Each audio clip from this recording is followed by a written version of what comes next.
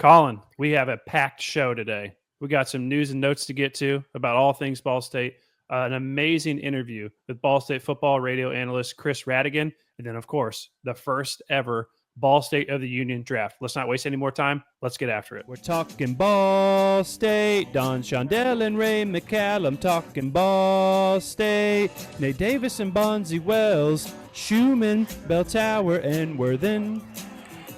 Fans Oliver from Muncie to Berlin. Getting Concanons, Carters, and Greeks. All right. It is Wednesday, December 18th. And Colin, we're back for another episode of Ball State of the Union. How have you been since we last spoke? What'd you hear from our last episode? Man, I'm getting some good feedback. People are really responding. I have confirmation that Tanner Koziel has seen the pod. John Mucciolo has seen the pod. So we're making some waves. We're getting our first interview. We got a great interview coming on this episode. So good things are stacking. We're building. Just more good things to come. Yeah, and the best thing that I saw feedback-wise was that I had a suspicion that this was true. And it turns out that you, Colin, are just a hater. That's all you are, is a hater. Look at this comment we got on our last YouTube video from our boy, our man, Tyrone Shelton, Ball State super fan. Colin, he loves the intro song. You hate the intro song. He loves the intro song. Read it right there. Read it and weep. Tyrone Shelton, Ball State super fan. Tyrone Shelton, you are my number one Ball State fan right now because you love the song. Colin, you're just a hater. We'll have to post a poll along with the actual poll for the Ball State draft. Yeah, we'll get to the Ball State draft. But hey, before we get into any more football, I got to go a little bit basketball real fast. Just give me 60 seconds for basketball. Sure. Big win at Bellarmine last week for men's basketball, 86-82. Had a nice lead with about 6 minutes left. Seemed like they'd iced the game away. And then it just seemed like Bellarmine was getting every single bounce left and right. Anything that was close, going out of bounds, was going their way, this way, and that. So they got back in the game. But Ball State was able to hold them off. We got a road on the win. Player of the game, Juanzi Gorosito, 21 points. 7 3-pointers. You ever hit 7 3-pointers in a game? Never. Hooping. That's Never. Crazy. Hooping. He was named the MAC Player of the Week as a result of that. And hey, they're going to be back in action at Worthen Arena on Saturday, December 21st, against in-state rival Evansville at 2 p.m. I want to beat any in-state rival on our schedule in any sport. So Evansville, Ball State Cardinals are coming for you this Saturday. But before this Saturday, women's basketball. Remember we talked last week. Or actually, excuse me, they were also in Kentucky this weekend as well. And they got a nice win against Northern Kentucky. They won by 26 points, 77-51. Remember on the last week's episode, we gave them a little shout out for an event they have coming up. It's actually going to be tomorrow. Tomorrow is going to be community night. Again, tickets are $1. If you're in the area and you got $1, you can go to the women's basketball game against Anderson at 6:30 tomorrow night. Community night. It's also now ugly sweater tonight. Colin, do you have any good Ball State ugly sweaters, just ugly sweaters in general? I got a couple. The bad thing about ugly sweaters is you wash them and then you throw them in the dryer, and then after a couple dries, they're no good. So, you got to get one every season, every couple seasons. If you're like me, you're eating too much during the holiday season. But, yeah, I got a couple. I got a few. Yeah, mine is one that has bells on the sleeves. So every time I wash it or wear it, I lose a bell or two. So I get less and less noisy every time I wear it. But yeah, so if you're in the Muncie area, go help out the women's basketball team. They're trying to break a record. So be part of history. I think the hashtag was #PackWorthen. So if you're going there, use the hashtag #PackWorthen. Colin, we got a little contract news here. I don't know if you saw this earlier today. Some people have been asking Mike Yurimovich's contract for football. We got it right here from Matt Baker at Matt Baker CFB.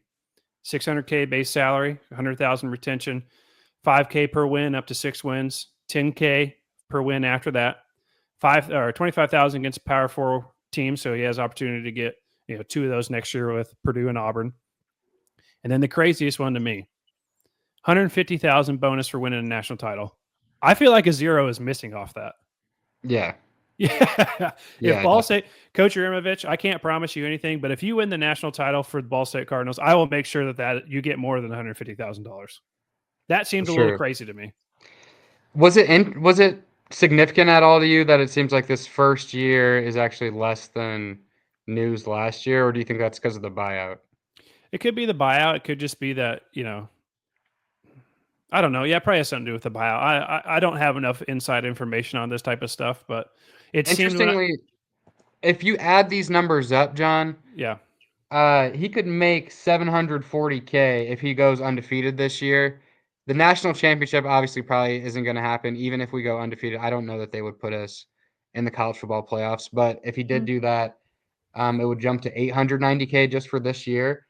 But obviously next year it's 840K with the 100K annual retention if we go undefeated, and then almost $1 million if we won it all. So Ball State's his lottery next year.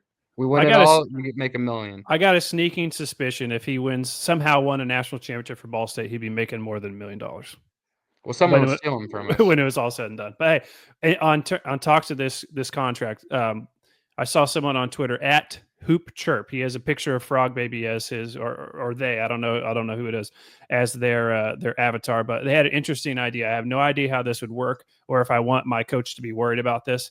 But they said, what about an attendance incentive? We always have pretty low attendance. Maybe kind of sweeten the pot, trying to get them to the coach out in the community marketing a little bit more. It's an interesting idea. I don't know how it would work. I think I'd probably want him more focused on actual football, but I just thought it was an interesting note of something that I had saw when I was looking into this. Yeah, it is interesting. Yeah. That is it's kind of curious. They have an incentive for almost everything on here except for that. Mm-hmm. All right. I got one more news and note before we get into our interview here. Colin, are you familiar with a famous guy? He's on social media right now. I think he's big on TikTok. I'm not on TikTok, but he's big on TikTok, on Twitter, on YouTube, basically every social media platform. His name is G Fed. Do you know who G Fed is? I do. I do. He's the stadium guy. Yep. So G Fed, me and him follow each other on Twitter. We talk back and forth a little bit. He's dubbed the Internet Stadium Tour Guide. So if people who aren't aware, he does what's called the Walk-On Challenge. So he shows up at a school, pick any school. He's been to every one of them at this point, and he tries to see if he can just end up on the field, whether it's off season or before a game, sometimes even after the game. So, like I said, he's been to every stadium now at this point. And now he's going through and he's ranking each of them by conference, and then he's going to do a list at some point down the road. Well, he just did the MAC yesterday. So GFed has our Ball State Cardinals and Schumann Stadium ranked 8th out of 12 in the MAC. So in his original walk-on challenge video that he did, he showed up and showed how easy it was to get on the field down by gate 1 where the visitors kind of come in and out. That gate is pretty much always open to my knowledge. So maybe it switched since he's been there, but he said in the video he really enjoyed the hill that's in one of the end zones and the historic pictures that are kind of in that home side concourse. And then in his most recent video where he ranked Ball State or Schumann Stadium 8th, he said it was the first one on the list. So the 4 below it didn't qualify in this area, but he said that it was the first one that had some charm to it, which you always want to have charm when you're talking about something in college sports. But overall, he thinks it's very average. I tend to agree with him. Colin, what are your thoughts on Schumann Stadium? I think there could be some improvements for sure. But I think a lot of those improvements would also be like game day atmosphere sort of deal. Mm-hmm. But yeah, I do think it's kind of a standard. It's your standard run of the mill stadium. I did like that we were ranked above NIU. Sure. Always being ranked above NIU is a great thing. I think he had some stadiums ranked a little higher that maybe I necessarily don't agree with. I'm not actually a big fan of Eastern Michigan's stadium. Yeah. And I don't like the gray. Here's the complete list. And I'll go from what he's saying is the worst to the best. So Buffalo, Bowling Green, Kent State, Northern Illinois, Ball State, Eastern Michigan, Central Michigan, Western Michigan, where he went to school, Toledo, Ohio, Miami of Ohio, and Akron at number 1. I've never been to Akron, but I never would have guessed that they had the best stadium in the MAC. Same. Yeah, that surprises me. I mean, they're one of the worst in the MAC at football. So I just, you wouldn't expect like Kent State to have one of the best ones. So I feel like Akron's kind of down there at the bottom of the barrel with them. So, Yeah, you'd think. So, surprising. So GFed, this is an invitation to you. We would love for you to come on to Ball State of the Union and give us a little bit more in-depth opinion of your original walk-on challenge that you did at Ball State, and maybe some improvements that you think that Ball State could implement at Schumann Stadium to maybe get them bumped up a little bit on the list? You're an expert on this matter. You've been to every single college football stadium. We would love to get your input, and we can pass that along. So GFED, this is an open invitation. We'll be reaching out, and we wanted you to come on here and tell us a little bit more about your experience. 100% more. The more guests, the better. We're bringing them in. We got some exciting people coming. I don't want to spoil anything yet, but Well, hey, speaking of exciting people, let's go ahead and get to that interview. Wait, actually, do you have anything else? No, I'm good. I'm good. Okay. Chirp, chirp, baby.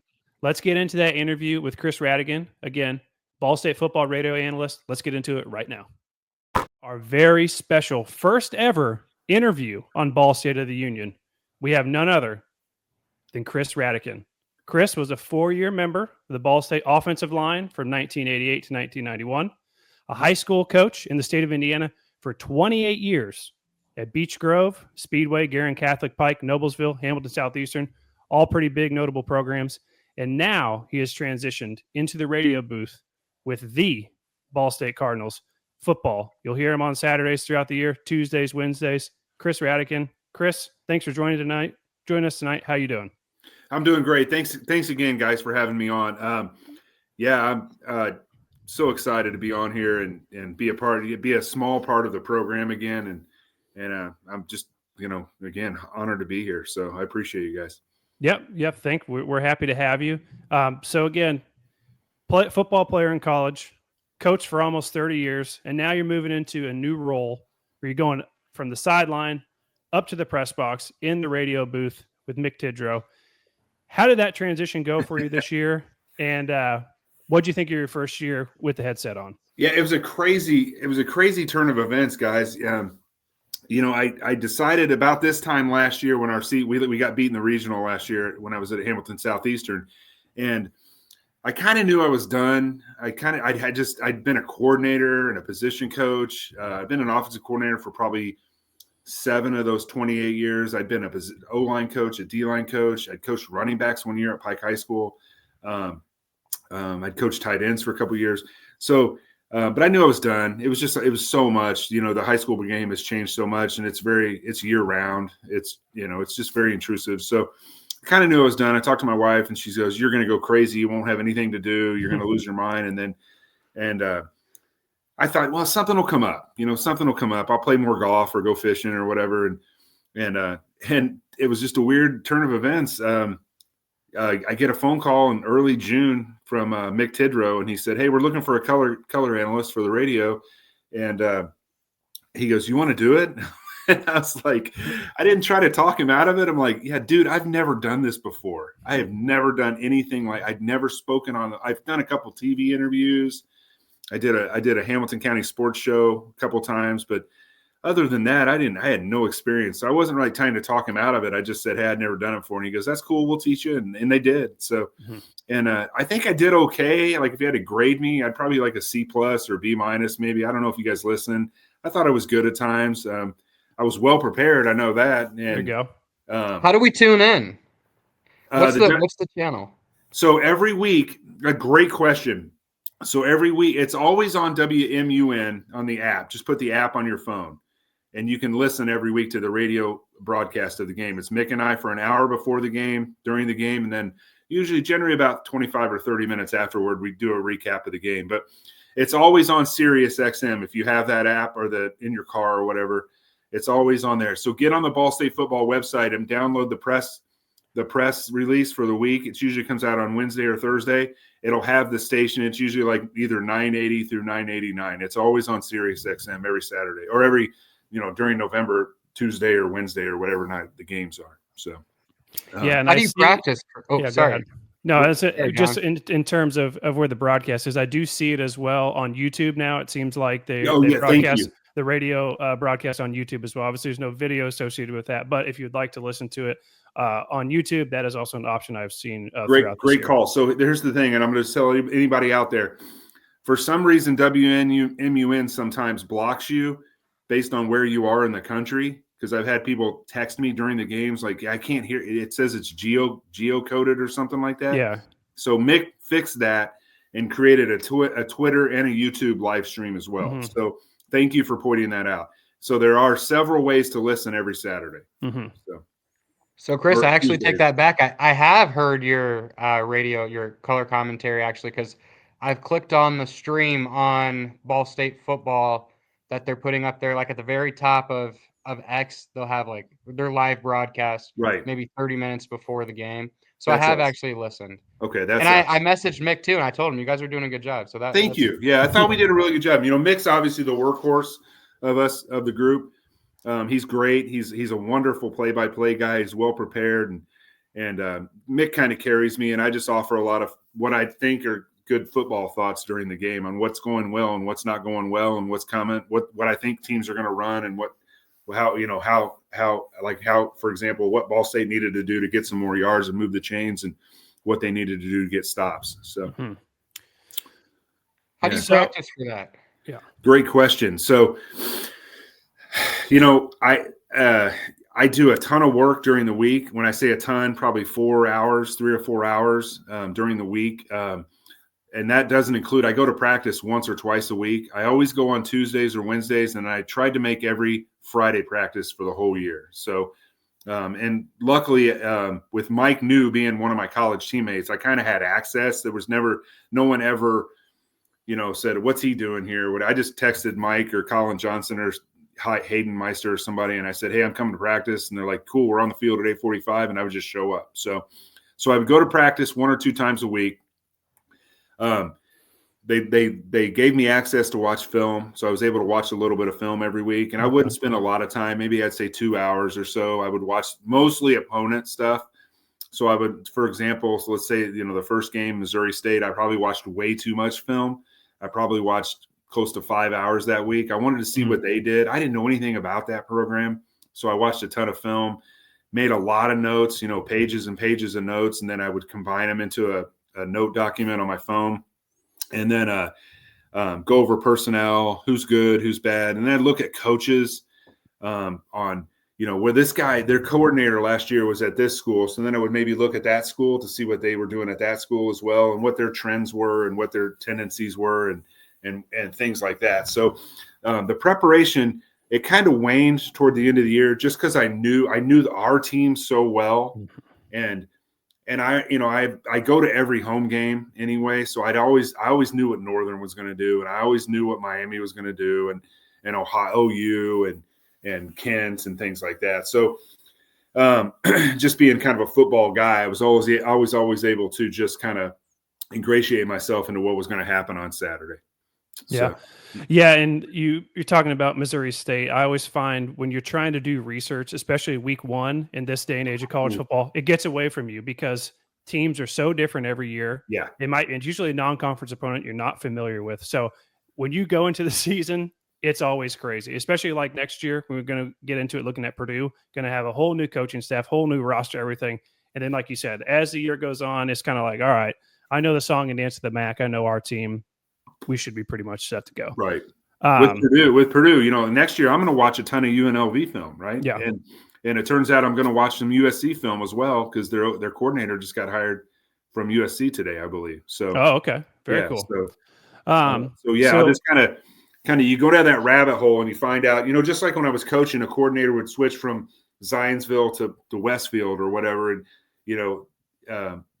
so like one year we played Brownsburg. Their head coach came from a school in suburban Chicago.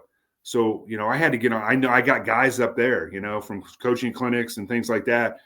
And so I was calling guys up there, get me some film of that guy. You know what I mean? So to see what, you just kind of go down a rabbit hole, finding film and finding ways to watch what teams do, so you get an idea of what's going on the field. Okay. We've all kind of brought up Mick Tidrow a couple times already so far. What's your kind of communication look like with him throughout the week as you prep for the game? Is it kind of like, does Mick kind of say, hey, I want you to kind of zero in on this, and this, or it's just kind of you come with some notes, he comes with notes, and then you guys just kind of blend together once the game starts? That's a great question. We probably talk during the week, during football only season. That kind of went away during crossover time when basketball started. When it was just football, my guess is that Mick and I would text. We would text 30 times during the day on what to look for, what to talk about. Make sure you're looking for this. And I would point things out to him. And then we would always talk on the phone almost every day, like an actual phone call, which is almost unheard of these days. But we would actually talk on the phone almost every day. And then we always rode to the game together. He lives in Fishers and I live in Noblesville. Okay. So we always got together on Saturday mornings. We would drive up to the game. If we were traveling, we drove to the airport together and we would talk, sit on the plane next to each other. And then we actually roomed together on the road. So Okay. to say I did, I got to know Mick really well this year. We got really close throughout the season. So, Mick kind of picks me up where I'm down and I kind of pick him up. We're really good yin and yang for each other, for lack of a better term, in that I can provide some of the X's and O's and the scheme things for him.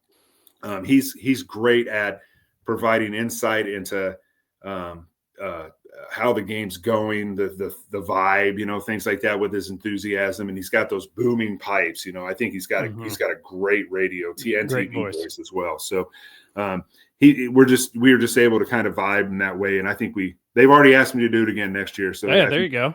Breaking news. He's back. So, I mean, that says they asked me They asked me at the Miami game. It was already the season wasn't even over, and they asked if I wanted to do it again next year. There you go. That's got to tell you you're doing at least a passable job. Yeah, I didn't screw it up too bad, right? So I worked in football at the college level and NFL level for a handful of years, and I've seen a lot of jobs, and I'm familiar with how a lot of jobs are done. But your guys' job up in the booth, where I don't really see on game day. So what does a game day look like? It can be home or road, whatever. What does that look like from kind of when you start to when you get back home and you're done for the day? Great question. So like let's just take a home game, for example. We will roll in. If it's there are always 2:00 starts on Saturdays, right? So we'll roll. He and I will meet at usually probably 10:30 or 11 here in Noblesville or Fishers. And we'll roll. Either I'll pick him up or he'll pick me up, and then we'll get there. We're there by 11:15, 11:30. We set the booth up, and we have boards with the 2 deep and the rosters and all that. I get all that strategically placed so that I can have quick reference to it. He's the technical guy. He hooks up the boards and the headphones and all that, and his streaming devices and all that stuff. And then we have time to go downstairs, and then we always do an interview with Mark Forster on WMUN outside the stadium before the game. I'll do 10 minutes. Mick will do 10 minutes. I usually find my way into the facility, and I'll go talk to Colin Johnson and find Mike New and find Corey Connolly and those other guys. And Jared, I'd always talk to Jared Elliott on game day, and I'd go in and talk to them and see what they're thinking about for the day. What are they looking to do? And get a vibe, try to get a vibe from the players. I know a ton of these players. Either I coached 4 of them. I coached 4 of them in high school, and I coached against or in camps. I coached probably another 12 or 13. So, maybe almost a fifth of that roster I kind of know on a first name basis. So, and I'd always go in and talk to some kids and kind of see what their mood was and what the vibe was. And then, 2:00 kickoff meant 1:00 pregame. So I'm always set up, headphones on, ready to go right at about 12:50, 12:55. Just because at 1:00 we were flipping the switch and we were on the air, ready to roll. So that's what the day. And then the game, we do the pregame, and then I usually have about a 10 or 12 minute break before the game to grab a quick bite. Hit the restroom, hit the head real quick. That was my last question, was going to be about the bathroom. Yeah. And there's I'll tell a good story about that. And then the game starts at 2, and then that's 3 hours and 50 minutes of, you're pressed up against the glass, you're watching a game. Think about that.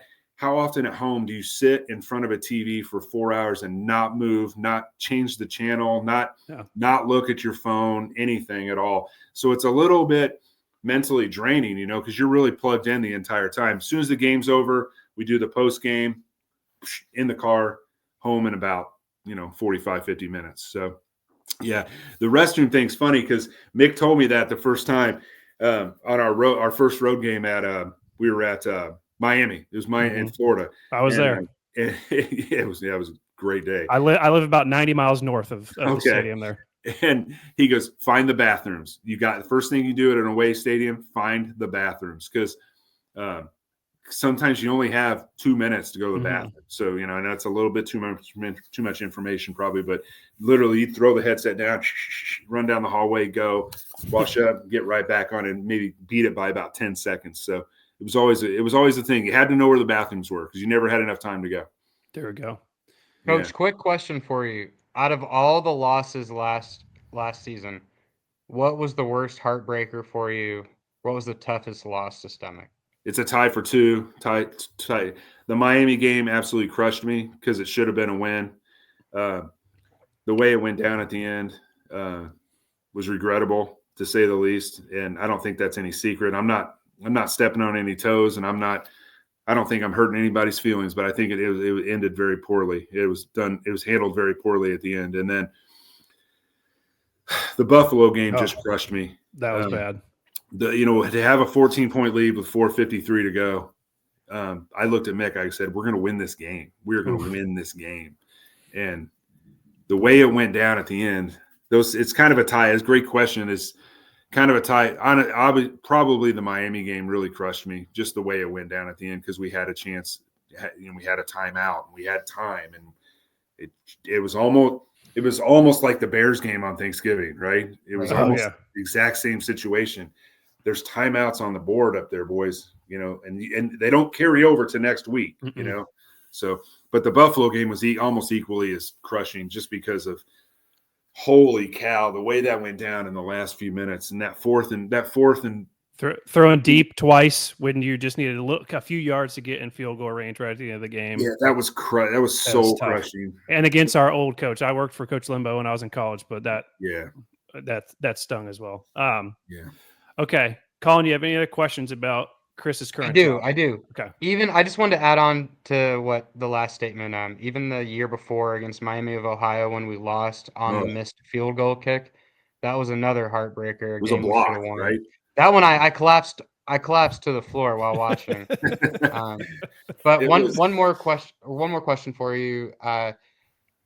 Did you have any connection to Coach U when you were a high school coach for 28 years? Did you ever interact at all before? A little bit, yeah. I had one player, a kid named Cody Leach, who went and played at Butler. He's a 4-year starter there. He did really well. He didn't play for Coach U. Came in after, I think, Cody's sophomore year. So I'd gotten to know him a little bit. Great dude. Yeah, heck of a ball coach. So yeah, and that, I mean, we can kind of go wherever you want now. Obviously, the last month, a ton has happened. Firing of Mike New, hiring of Coach Urimovich, transfer portal losses, NFL draft losses, National Signing Day happened. We have people now starting to come in through the transfer portal. The coaching staff today is really kind of starting to fill out. Mm-hmm. Where do you want to start? What's most interesting to you? What's going on the last 4 or 5 weeks? Well, I think first and foremost, let's just talk about the big one, right? The hiring of Coach Urimovich. That is a huge hire, guys. And I don't know if you guys listened to the podcast with Mick and I last week on the Sports Link. And I'll reiterate what I said on there.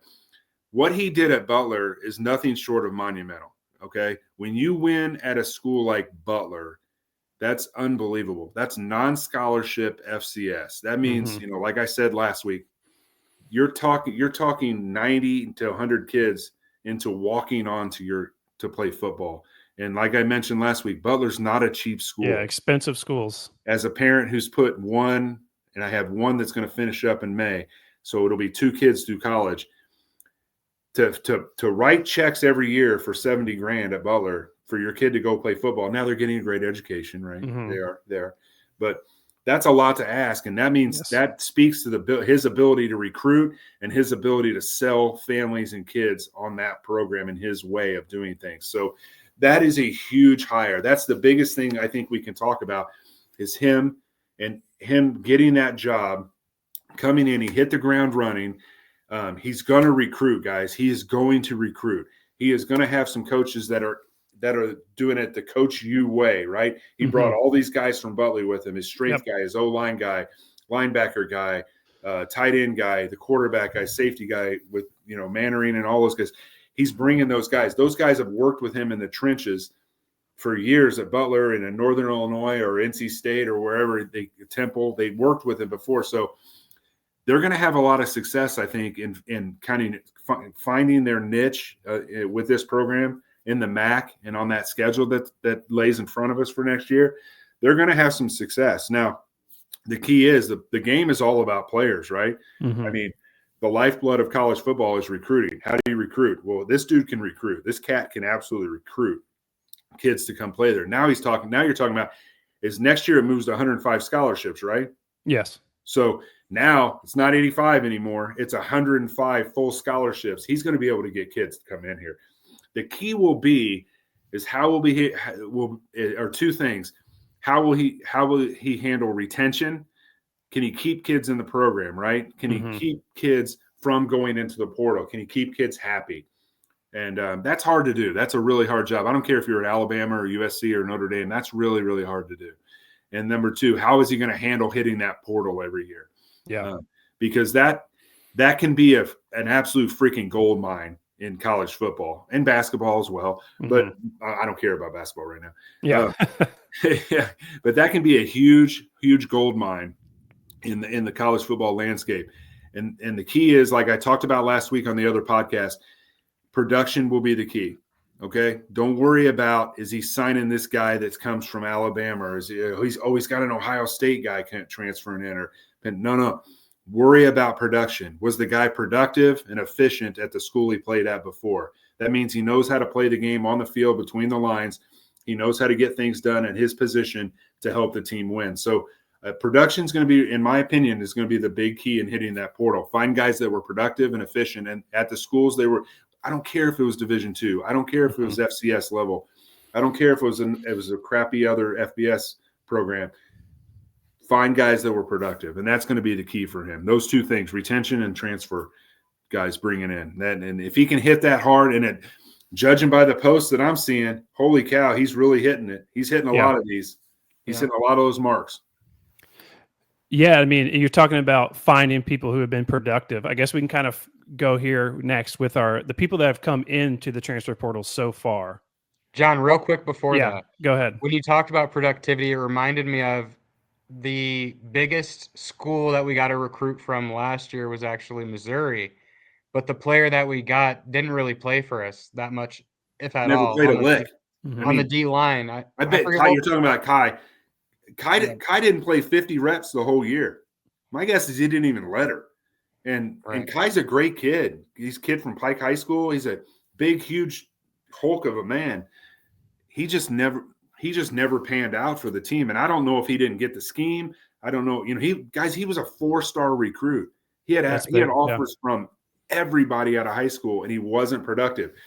What they did find, they found a kid like Braden Slum, right? Comes in, incredibly productive. I think Justin Bowick would have been incredibly productive if he hadn't had that freak injury before the first game, and then they slowly brought him back, and then, so you saw the production he had when he did finally come back. I mean, so production's the key.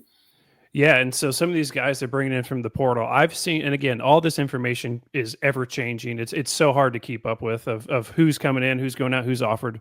But the 3 people that I've seen for sure that are coming in from the transfer portal, they're all first team selections in their respective conferences.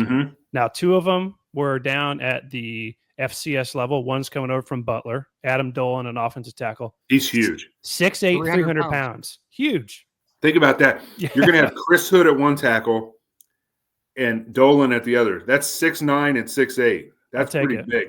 But 2-time first team All Pioneer Football League guy. Obviously a good player. And then we had a wide receiver, it looks like Eric Weatherly, first team all conference in the Patriot League. He originally played at Duke. From Bucknell. Yeah, from Bucknell, wide receiver. So, and then we got Qua, Ashley. He's a running back from Kennesaw State, first team all conference kick returner. So Malcolm Bealey goes out, is going to NFL draft, replace him right away with, a group of 5 kick returner coming in right the same spot. Those are 3 great gets for this program. Obviously, Dolan provides a real need at O-line because they had some guys, they lost a lot of really good players. Yep. The kid from Kennesaw State is the leading kick returner in the country. Yep. And in Kennesaw State, they play in a pretty good FCS conference. And then the kid from Bucknell, his numbers are astounding. That's and his dad's a high school coach, I believe, if I remember correctly. So he's going to be a coach's kid, and he's a really good player. Started at Duke, went to Bucknell. Now he's going to play in the MAC. And I anticipate we'll see some pretty good things from him as well, the Weatherly kid. The one kid you haven't mentioned, portal, is just saw it today, Kyle Kelly. That was going to be my next point. I was going to let Colin take that over. Yeah, go. You talked about retention. This is a retention guy. Yeah, we needed to get a quarterback because there was really nobody on our roster with Samanza and Kyle both hitting the portal. So I think that was huge, just so we have a weapon. It was crazy to see what he could do these last couple of years when we really commit to him and run an offense tailored for him. Putting him back there with a back like Marquez Cooper was dangerous, and I think we could do it again with this guy we got from Cathedral. I'm Jalen hopeful Boss, in yeah. him. So, I think running the right scheme with him is super important, but I think if we do tailor the offense for him, he's extremely dangerous. He's a playmaker, super fun to watch. Yeah, That was huge for us. Colin, you hit the nail on the head there. So tailoring an offense around a player, right? And that's something I learned years ago because when I first started out, we ran the school I started at, we ran one offense. And it didn't matter what kind of kids we had, right? We just ran that offense. That was me. I went to Center Grove. We were in the wing tee nonstop. So you know better than anybody. You guys, it didn't matter. Now what has Center Grove done over the years? They've adapted to their players, haven't they? Yeah, a little bit more recently. Yeah, adapt the system to the players you have. You've got a kid like Kyle Kelly back there that can play, that can start 12 games at the FBS level. We know that. I truly believe that. You put him back there taking snaps, structure that offense around what Kyle's really good at. And so I think you'll see, and Coach U, and my point to that, guys, is that I think you'll see Coach U do that. I think you'll see Coach U tailor that offense towards what Kyle's really good at with the O-line, the complementary O-line, and the receivers they have coming back and coming in. How are they going to tailor that offense around Kyle? Because I think Kyle can be a real threat playing QB1 back there. Yep. So is Samanza gone then, for sure? Are we thinking he's not yet? Definitely not yet. And that's a great point.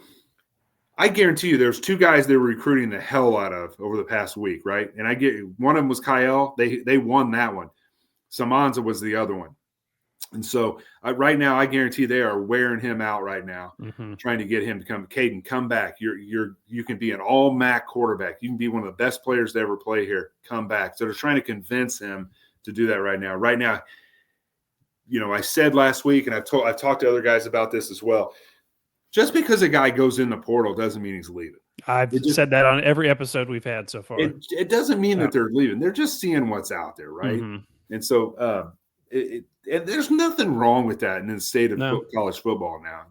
Let a kid go see what's out there. And Caden may get out there and say, man, I had a pretty good Muncie. I'm coming back. So plus they've got coaches now trying to pull him back, right? He's looking and they're, hey, come on. So they're trying. I flat out guarantee you, Coach U and his staff are wearing him out right now. Yeah.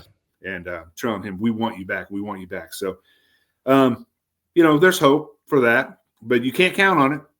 It's not a definite. So gotta go with who you got. So if they can get him back, that's great. If not, like you said, Coach, I think from everything you've said so far and everything I've read, Coach U is going to figure out a way to put the pieces that he does have in the best position and get them going. Anyone else? You guys have anything else on the transfer portal? And then if not, okay, go ahead. I think the next guy I would be calling to come back is D.D. Snyder. I'd be hammering him. I'd be hammering Justin Bowick because there was a little bit. We should address that too, John, because there was a little bit of a mix-up on the last episode. We suspected that he had possibly pulled his name from the transfer portal just because I had congratulated him on Twitter and then he deleted his original tweet. So we thought that maybe he had stepped back from the portal. It was speculation. Speculatively. But it seems that he's taking trips again. So I think D.D. Snyder and Justin Bowick would be my next two that I would give a call to. For Justin, and I'm going to speak on his behalf, and I have no business doing that, but I'm going to do it anyway because I don't care. Okay, so Justin Bowick's probably a Sunday football player. I believe that. I think he plays on Sundays with the right system and the right organization. Justin Bowick can play in the NFL whether he plays here in Muncie or if he plays at Hanover College or if he played at Marion or I don't care. Pick a school. He's probably going to play in the NFL. They'll find you. He's that good, guys. He is that special. If I was him, just me, and I know the money's calling out there, right? There's some NIL money for him out there. I'm gonna go catch 90 balls at Ball State and really show out. and really show everybody what I can do. You know what I mean? That's just me. That's just me. D.D. Snyder's another one. Kid's a playmaker. Kid can absolutely ball. He can play. He's really, really good, guys. And I would love to see both of those guys return, but I don't blame him for looking around. I don't. Yep. I kind of felt the same way. I don't know if I'm supposed to say this. I kind of feel the same way about Tanner as well. Yeah. Every indication I had from talking with people was he wanted to finish out in Muncie. I was kind of surprised but I think Wisconsin threw some cash at him. So yeah.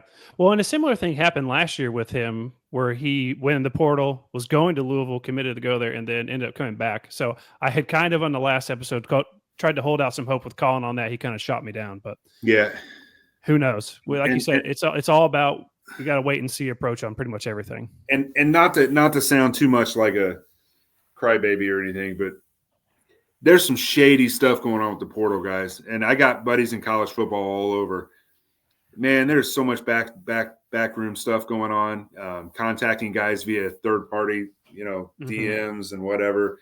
Man, it's so shady. There's no regulation. Guys are telling a buddy of theirs, hey, start reaching out this guy. We're going to get him money just, before anything's official, right? And so it's pretty shady. I know there were 2 schools that I know of that were on Tanner in week 5. They were already calling him like week 5 or 6. They were already like, here's a bag of money, here's a place, come here, and like, dude, we were like getting ready to play James Madison or something like that. I'm like, shoot, man, let him finish the year at least. So. Yeah. All right. We don't want to keep it too long, but I wanted to touch on the coaching staff real quick, and then I got 2 questions afterwards at the end. Okay. So I guess kind of going back to the original when we were first talking about Coach Uremovich, have you actually had a chance to speak with him yet? No, not since he got hired. No. Okay. No. So it seems like from what we're seeing and hearing, he's going to be handling the play calling. Correct. So of all the coaches that have announced today, 6 of the 7 announced today are coming from Butler directly. So hopefully they're going to be able to kind of have that I lost words here. They're going to be more familiar with each other right off the bat than they would be had they kind of been pulling people from all kinds of places. Right. So the language is going to be the same for them. Yeah, the language is going to be the same. So with him handling the play calling, we have noticed that they have not actually hired an offensive coordinator yet. Right. So is that something that you think they're going to end up doing? And if they do hire an offensive coordinator, from a coach's perspective, what does that look like if you're not calling the plays, but you're actually the offensive coordinator? That's a great question. I've done that before. You have? It's weird. It is weird. It's a weird dynamic. I was an offensive coordinator, but the head coach called the play. So I had to run. I'd do the installs in June. In July, I would put the game plans together and just hand them to our head coach, and then he would call them on a Friday night with my input. I was upstairs, and he would do them with my input on Friday night. So, but he was calling them, and his excuse was, it's my program. I want to call the plays. Well, that's cool. It's your program, man. Well, that's fine. I had no beef with that at all. My only thing with the college, and I'm not going to be critical of him or anything. My only problem with that is a head coach at a Division I university, or let's just say, for example, Eric Moore down at Center Grove. That's a big program.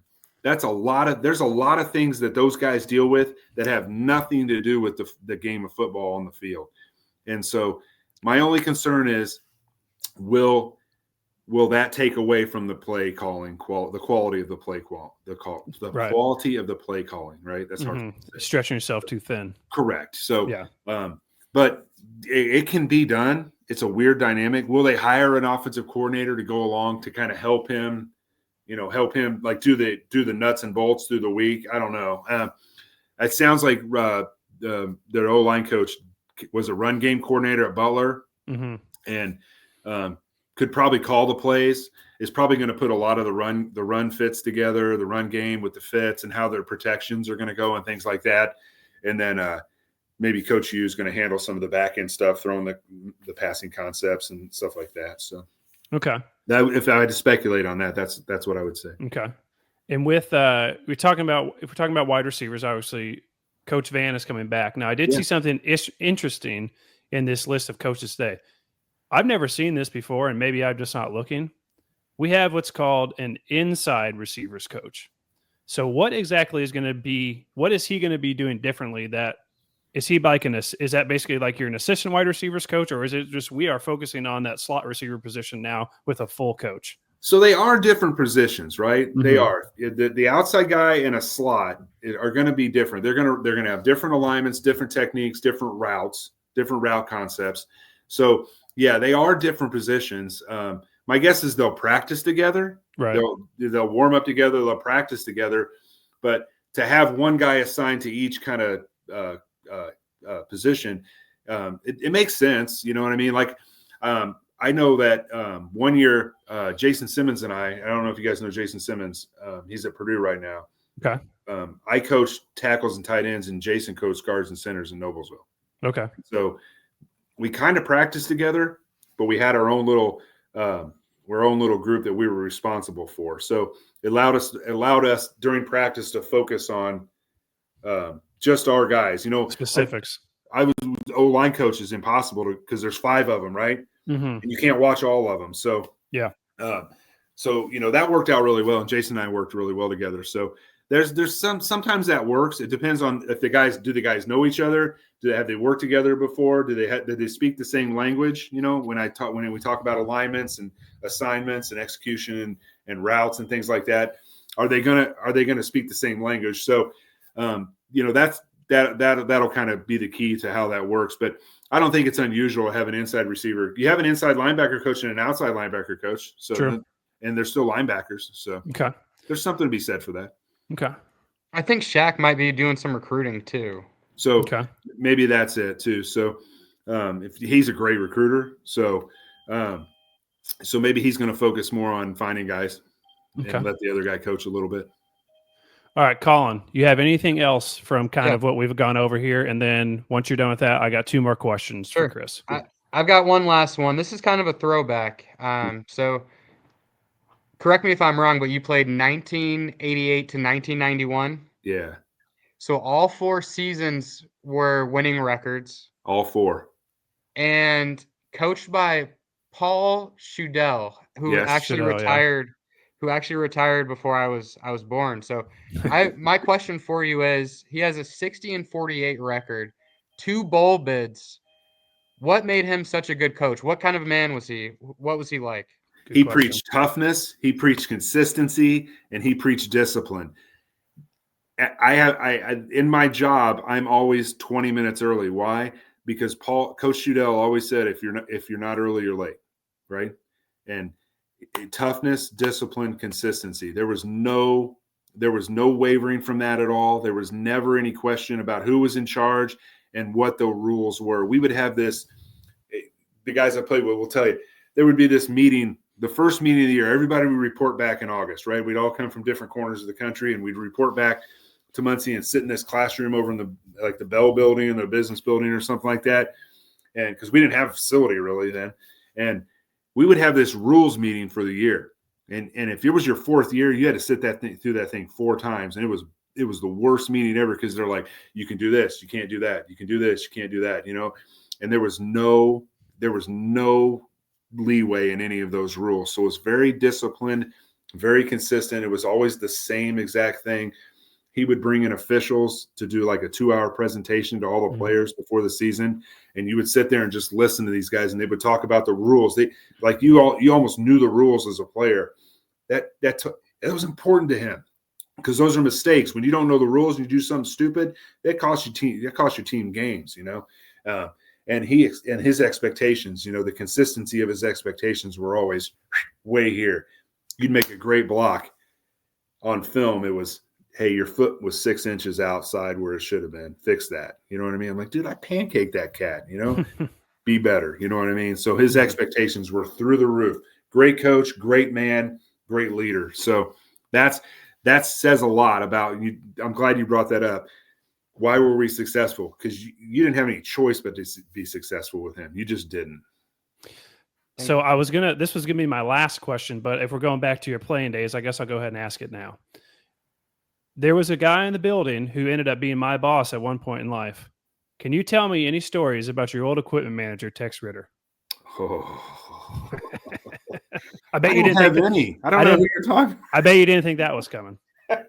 Dude, that dude, you would have man, he was awesome. But man, it was hard to get something from that dude. Oh yeah. You were getting like you would have a hole in a game sock, and you'd be like, Tex, my socks, I got a hole in my left sock here. Can I get he'd look at you like, what do you want me to do about it? And I'm like, dude, I just want a sock, man. I gotta play a game, So he was very tight with the equipment, he held that ship together for a long time, was great with it. And you talk about being accountable. Your stuff better be turned in after practice in the mesh bag, and both socks, your shorts, your t-shirt, your jersey, everything better be in there, and it better be pinned. We would have a meeting, guys, and Tex would show you how to pin that big safety pin and how to clip it. And if it wasn't done right, they'd come find you, man. They would. You took the sweatshirt home that you weren't supposed to take home, they'd come to your door. I lived on Queen Street. I remember one time, me and Charlie Barth and Donnie Stonefield, and they knocked on the door. Who's got the sweatshirt? We had to give it back. You know what I mean? So, Tex was tight, man. He was tight. And I still see him in the building at the games. Yep, so. He's always around. He's always around. He's great. He's a great dude. So, Chris, we'll have one more question, but I just want to go ahead and say thank you so much for coming on and joining us. You're welcome to come back anytime you would like. We'd love to have you back again. Okay. But your career as a Ball State Cardinal has spanned from the late 80s to today as a radio analyst. It's a long time. If you could pick one moment from that time period, whether it's a player, as an alumni, or now as an analyst, what's your favorite Ball State moment or memory that's happened? I've got two. Okay. I remember one of my favorite as a player was we flew down to Navy and we beat the brakes off those dudes at Annapolis my junior year, I think. And I remember Shudell the whole week, and Spizak was my O-line. Rich Spizak was my O-line coach, and Rick Minner was the DC. And I remember all week they were like, these guys are so tough. They're going to take you the whole game. And we flew down there and beat the brakes off them. It was cool. They had a jet flyover before, and they dropped the game ball in with a guy on a parachute, and it was just a really cool moment. And I like the Army Navy games, one of my favorite games of the year. So being able to say that I played there against those guys, that's a really neat memory for me. And then obviously for me, it was 2008 when they had the Western Michigan game at home on that late November night, Thursday night, I believe, when they beat Nate Davis and Brady and all them. They beat Western to go 12-0. It was 12-0. 12-0, yeah. 12-0. Yeah, and that was what a cool memory that was, man. That was so cool. I froze my butt off up there, but it was awesome. Yeah. So, all right. Well, this was great. Colin, do you have any last words for Chris before we let him go? Thank you so much, Coach. We appreciate you. We appreciate you. Absolutely, guys. Have me on anytime. Let me know. And if you guys never need anything from me, obviously just reach out, send me a text or whatever. We got it. All right. Thank you, Chris. We'll talk to you again soon. Thanks, guys. Ladies and gentlemen, welcome to the first annual Ball State of the Union Draft.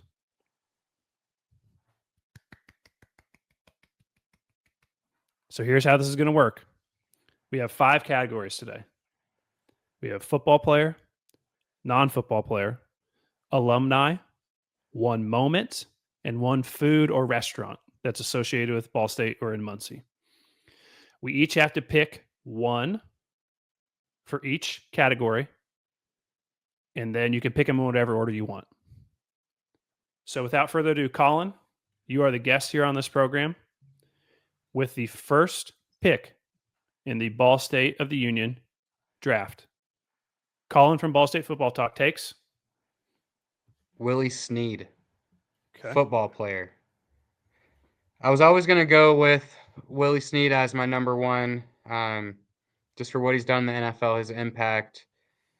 I had a couple honorable mentions in there. Of course, I'll get to them later. I don't want to steal your people, but yeah, I feel pretty confident that some of my other picks are a little more niche, and maybe you're not thinking of them. So I wanted to get a big one off the board, a big name off the board with Willie Snead. Okay, I like it. He was in school when I was there. 3 straight. What'd you say? 3 straight winning seasons. I think he was MAC player or first team All MAC in 2012, 2013. Was part of big wins against Indiana twice, against Virginia, against South Florida when they were in the Big East. Went on to play basically for 10 years in the NFL. Huge career with the Saints and with the Ravens. That's a great first overall pick. I think if you wrote down a lot of famous football players from Ball State, and you gave them to someone who's not really a Ball State fan and said, which names do you recognize on this? I think Willie Snead is probably right at the top of that list. Definitely. Okay. So again, and then one more note. This is a snake draft. Okay. So I'll have the next 2 picks here. So there's a couple of ways I can go here. Obviously, I'm not going to go football player now because you already took a football player.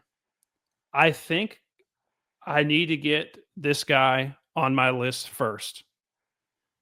And I'm going to go non-football player here. And with the second pick in the Ball State Union draft, non-football player, I'm going to take Bonzi Wells. Muncie boy, stayed home. He was one of 2 players to have his jersey retired in Worthington Arena. 1995 and 1996 MAC Freshman of the Year, 2-time MAC Player of the Year, 3-time MAC First Team Player. He led the Cardinals to the NCAA tournament in 1996. He finished his career at Ball State. Listen, Colin, he was the all-time leading scorer in the MAC with 2,485 points and led the conference in steals all time with 347 steals. His lifetime average at Ball State was about 22 points, 7 rebounds, and 3 steals per game. 3 steals per game is a crazy stat in basketball. And he actually, I think one year had almost 3.5 steals a game. First round pick of the Detroit Pistons, 11th overall. He went on to play for a decade in the NBA with the Trailblazers, the Grizzlies, the Kings, the Rockets, and the Hornets. And like you just said, like I just mentioned with Willie Snead, again, if you write down any Ball State athletes and you give them to a person who's not super familiar, and they see that name Bonzi Wells, I think that's going to be the first name that people recognize. Good pick, John. I like that one a lot. Yeah. So Bonzi Wells is the second pick. Okay, I'm back on the clock here. Ball State of the Union is back on the clock. I ran to the podium. I'm putting this one in quick here. I'm going in the alumni category. And I'm taking none other than America's favorite night host. I'm taking David Letterman. Late night and the Late Show with David Letterman. He was on NBC and he was on CBS from basically 1982 to 2015. One of the most recognizable people in all of America, let alone Ball State. Obviously, he's the most famous alumni I think that we have.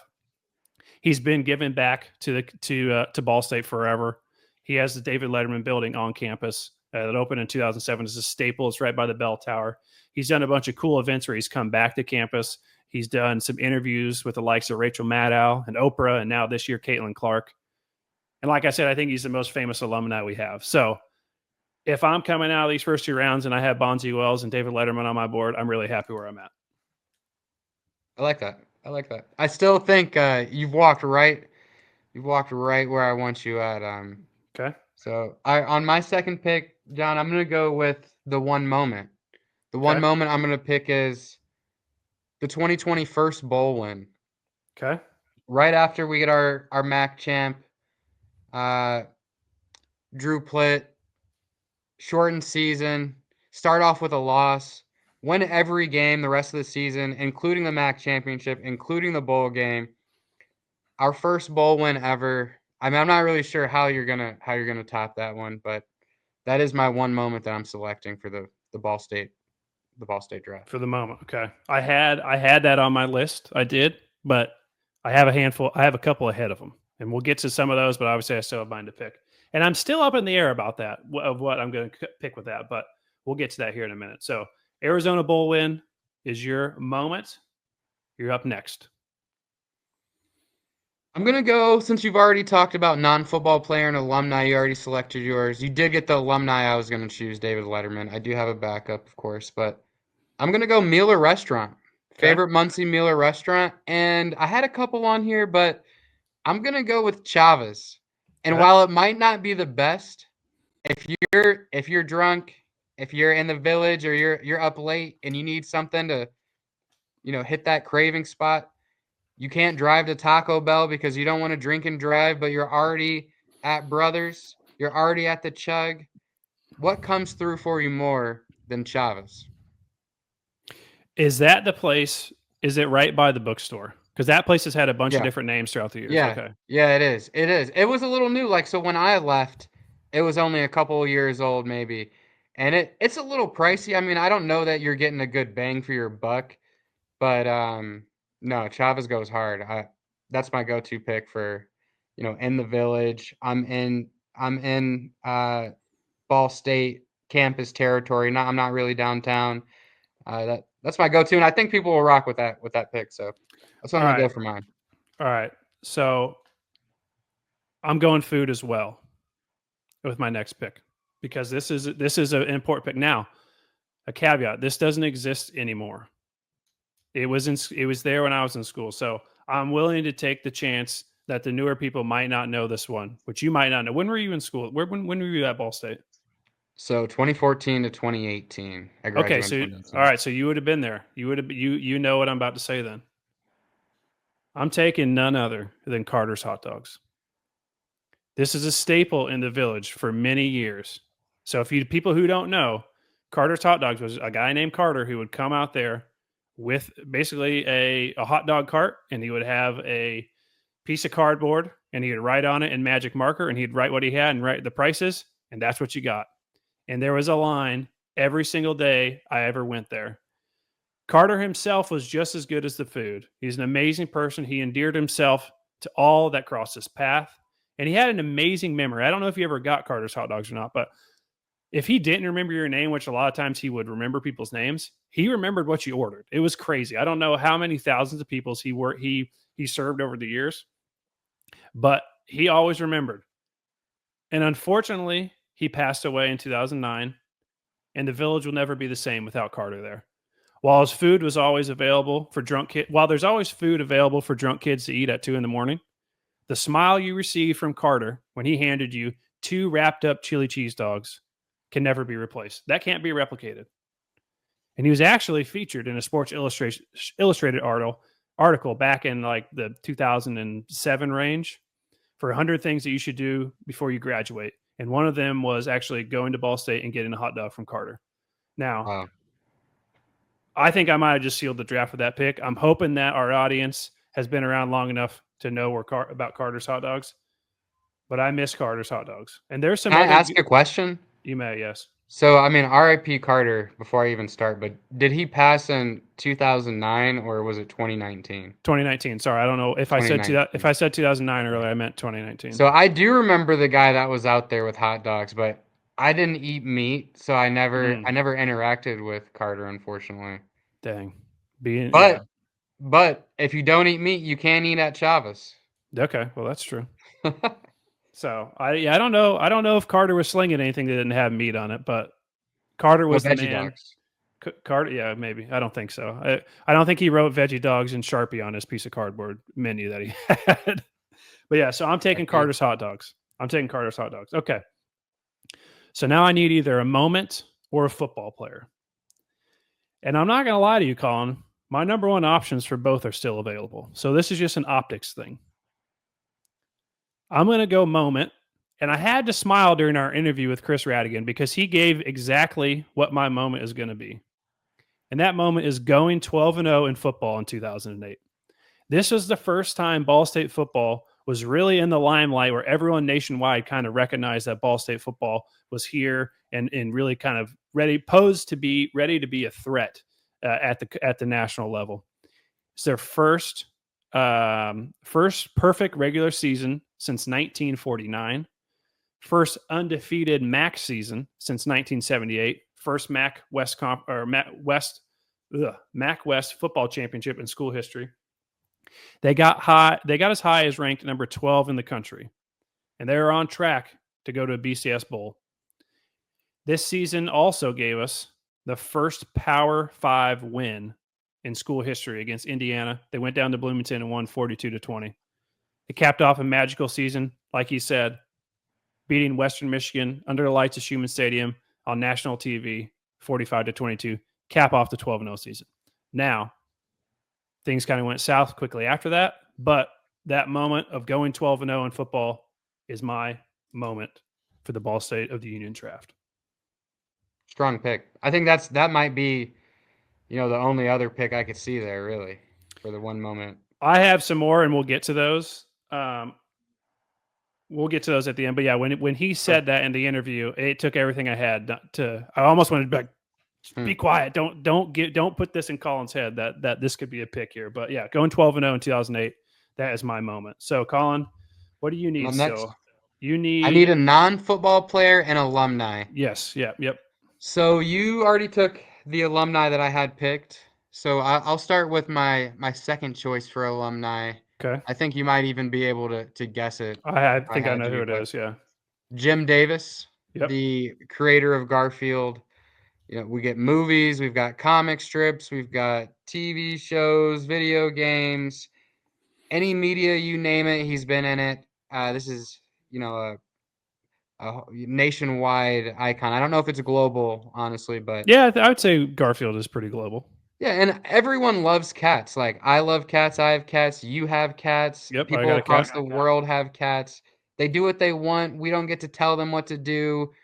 It's a cat world. We're just living in it. So I Hmm. think he really capitalized on a humanistic value that we have there just innately in our core being of just being gentle with animals and loving cats, dogs. You know, so I Yeah. think Yeah. I that's my mean, pick for alumni. yeah. I mean, I hate Mondays. I love lasagna. So Jim Davis really struck a chord with that one. There you go. There you go.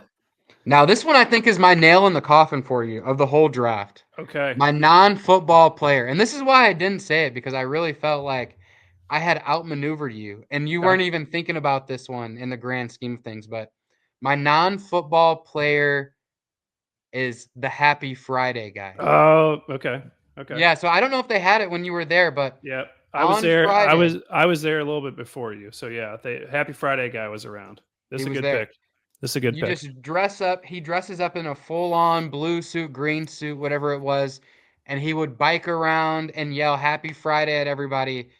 And there's something to be said about a tradition being passed, seemingly maybe about a decade from student to student. Someone had to take over that. Yep. So I just want to say thank you to the Happy Friday guy because some Fridays you're not really feeling it. You're just like, I got to get through today. I have a test I'm not prepared for, or I'm going through with my girl. I don't know. Ball State football is not looking great, maybe, or we just lost and we got a tough game coming up. Coach is on my ass. Who knows? Who knows? But you know who's always there for you? The Happy Friday guy. Happy And Friday that's my guy. non-football player pick. That is a good pick. Every pick that you've had so far, except for your food, I've had on my list. I did not have Happy Friday guy on my list, and I've actually added somebody for the honorable mention that is similar to Happy Friday guy. We'll get to in a minute. So I just need football player. I didn't want to load up too much on 2008. I was going to take Willie Snead if I took going 12-0, but you obviously took him first overall.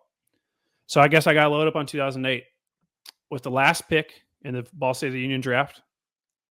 It's got to be Nate Davis. We can't have this draft and not have Nate Davis on the board. 2008 MEC Offensive Player of the Year, first team All MEC, quarterback and most well-known player on that 2008 team that went 12-0. Some things we're going to kind of reiterate. This is why I didn't necessarily want to load up. Got Ball State ranked highest 12th in the country. At the time, he set records in passing yards, touchdown passes, completions, and total offense. Threw for 3,000 yards in consecutive years. And again, if you wrote down all the players that have played at Ball State football and you handed them to a piece of paper to someone on the street in New York and said, which names do you recognize?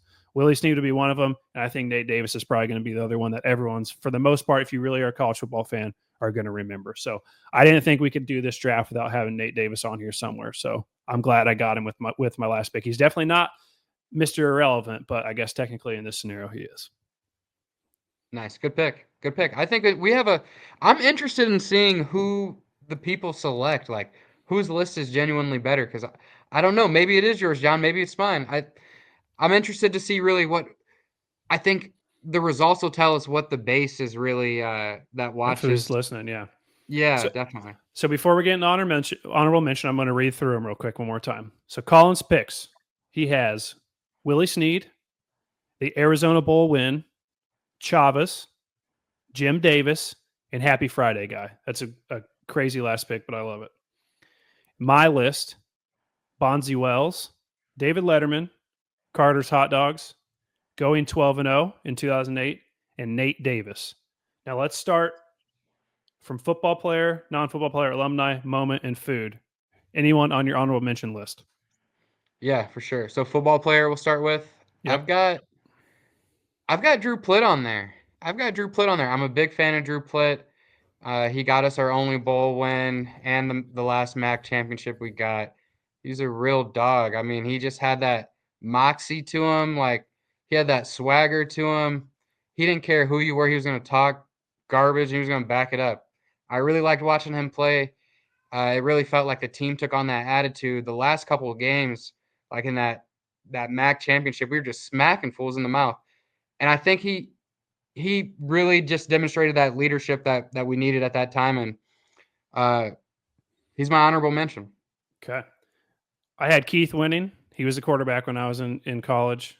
2 bowl appearances, up at the top of all the records. And then for football, I was trying to think of names people would really recognize. There's obviously tons of players we could list, but I put Brad Maynard on here, punter for the Bears and the Giants. I know you as a Bears fan could recognize that. That's a name that I think resonates with people. Non-football, I don't know how many people you have in non-football. I know you're mainly a football guy. Yeah, I've got a couple actually. Okay, lead it. I don't know if you remember, I think he passed away like right when I got to Ball State, or maybe the year after. But do you remember Homeless Gary? Oh, Homeless Gary. That's another good one. He honestly, he had such an impact on people's lives. And that is a great one. When I showed up to Ball State, there was people, I remember when he passed, like people mourning him. So we'll include him as well. R.I.P. Carter, R.I.P. Homeless Gary. That is a great pick as well. So in non-football, I had Brian Bullington. I don't know if you're familiar with Brian Bullington, but he was a Ball State baseball player, and he was the first overall pick in the 2002 MLB draft by the Pittsburgh Pirates. So going in the first round of the MLB draft is a huge deal regardless, but going number 1 overall is like obviously almost impossible. So huge thing there. And then I also have an off the board one, well, not really off the board, but one that I think a lot of people probably wouldn't have thought of. I got Charity Griffith. I don't know if you recognize that name or not, but 2 years ago, she was at Ball State. She's at Kentucky now. Women's track and field, high jump. She was the national champion in high jump 2 years ago for Ball State. And I didn't say MAC champion. I didn't say regional champion. She was the national champion. She's Ball State's only national champion. It just happened 2 years ago. She was a high jump national champion. And then we lost her in the NIL world, which is not surprising. And then I have one more. This one was, I didn't know this existed until I did some research here. The name Johnny Cisna, which I don't expect anyone really to know. He was baseball. And I don't know if you're a baseball fan at all, but in baseball statistics, there's a term called launch angle. And allegedly, according to the internet, Johnny Cisna invented the term launch angle. So I wanted to make sure he was included on here as well. And wow. when you talking about Happy Friday guy and Homeless Gary, are you familiar? This was predated me being in school, but are you familiar with the Ball State ass slapper? No. Okay. This was probably around 2008, 2009, I think. The campus PD kept getting these reports of this guy just running around and slapping people on the ass. And so I don't think they ever caught the guy, but yeah, the Ball State ass slapper. I never would have remembered that until you brought up Happy Friday guy. To be honest, when you first said Happy Friday guy, I thought you were talking about the Ball State ass slapper. But yeah, Ball State ass slapper is also a non-football alumni. They never caught him, huh? I can't remember the story exactly. I wasn't in school then, but I don't know that they ever caught him. So the Ball State ass slapper, slapping ass to this day. He's out. He's out on the loose still. For alumni, I'll run through a couple of alumni here. These are kind of some that are a little off the board. I got a couple too. These aren't actual people. These are characters in shows. Superintendent Chalmers from The Simpsons. I don't know if you ever watched The Simpsons fan at all. He claims to be a Ball State alumni on the show. And then Roy Neary. This is a character in a movie from 1977 directed by none other than Steven Spielberg. This is Richard Dreyfuss's character. And I don't think he's actually a Ball State alumni, but in the movie Close Encounters of the Third Kind, part of the movie takes place in Muncie, and he actually wears a Ball State shirt throughout the movie. So I'm counting Roy Neary as an honorable mention on my board as well. And I got 2 more, and then you can throw your alumni at me. Dr. Don Shondell. He's one of basically the fathers of collegiate men's volleyball, and he's the second winningest coach in NCAA history for Ball State men's volleyball. And then one more little out there one. Doug Jones. Doug Jones is an actor. He's been in movies such as Hellboy, The Shape of Water, and Pan's Labyrinth, but you probably know him best for his role as Billy Butcherson in the movie Hocus Pocus. Okay. Yeah. You know Hocus Pocus, right? Yeah, he's like the zombie guy. I love Pan's Labyrinth and The Shape of Water. I'm actually on Letterboxd. I have like 4,000 something movies reviewed, and I've Okay. given both of those 5 stars. Yeah. So Oh yeah, in the Shape of Water, he's like the main monster guy. okay. Yeah, I Yeah. like Guillermo del Toro. He's good. He's good. Okay. So my alumni that we haven't talked about just yet is we've got Jason Whitlock Yep. on the like Fox Mm-hmm. something Fox Sports. He's a commentator and analyst. And then I've got John Schnatter from Papa John's. Papa John. Yep. Of course, he made some mistakes, as we all know. Hopefully, he's righted those wrongs. But I just saw that he is going to be a billionaire. I think he Mm. sold off his portion of Papa John's, and because I saw him like reviewing the sauce or the bread or something. It's like Okay. changed since he left. But I think he's a billionaire, so I would love it if he got involved with Ball State sports. Maybe he's a football fan. I don't really know. Probably not if he hasn't donated money yet, but it'll be worth it to reach out to him to check with him. Yeah. A couple. You got me on the fictional tangent a little bit for Ball State or Muncie sort of deal. I want to give. You already shouted out Jerry on Parks and Rec. Did you Mm-hmm. mention No, him? I didn't. But no, yeah, he's So one. Jerry likes to take his vacations in Muncie, His which time they his try to. timeshare or something. Yeah, so they make fun of him having a timeshare in Muncie, but you know what? God bless you, Jerry. And then you mentioned Close Encounters of the Third Kind by Steven Spielberg. I've got another one. The Hudsucker Proxy by the Coen brothers from 1994. In the movie, uh, so basically the CEO jumps out of a window and they're looking for like a new CEO, but they want him to be dumb. So they find this guy and they're like, "Oh, you went to school? Where'd you go to school?" And he tells them the Muncie College of Business Administration. And so they send a spy to go spy on him, and she tells him she's from Muncie. So he says, "You're from Muncie?" She's like, "Yes. Do you know it? Go Eagles." Really, it Oh, should have been Go Cardinals. But then close. he says, "A Muncie girl. What do you know about that?" So we've got a couple movies definitely have some Muncie shout outs. I know we're probably missing some, but Mm-hmm. it's cool that we even get that at all. We got some. All right. We'll rapid fire these last 2 rounds for Sure. moments because you didn't seem like you had many other moments, correct? Well, I had the 12-0 on there. The 20, I thought it was cool. 2021, we went to back to back. Mm-hmm. We went to back to back bowl games. I thought that was cool.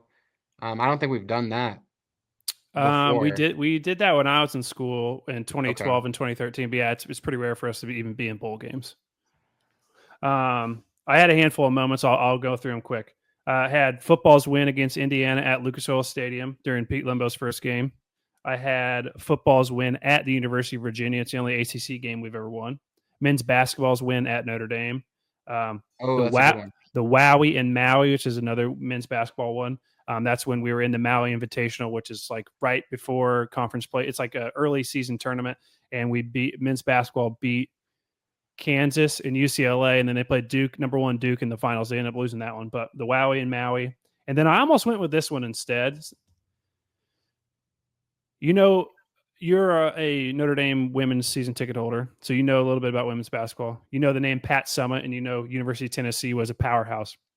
Ball State women's basketball beat them in their, I don't know if it's their only appearance in the NCAA tournament, but they beat Pat Summitt and Tennessee in the first round of the NCAA tournament. So Wow. I almost took that one, but I went up with 12-0. And then food, Greek's Pizza, but Greek's Pizza specifically by the slice. If you go in and sit down at Greek's in the Village, I don't really like it, but if you're drinking and you get a slice of pizza as you walk by, I think that's pretty good.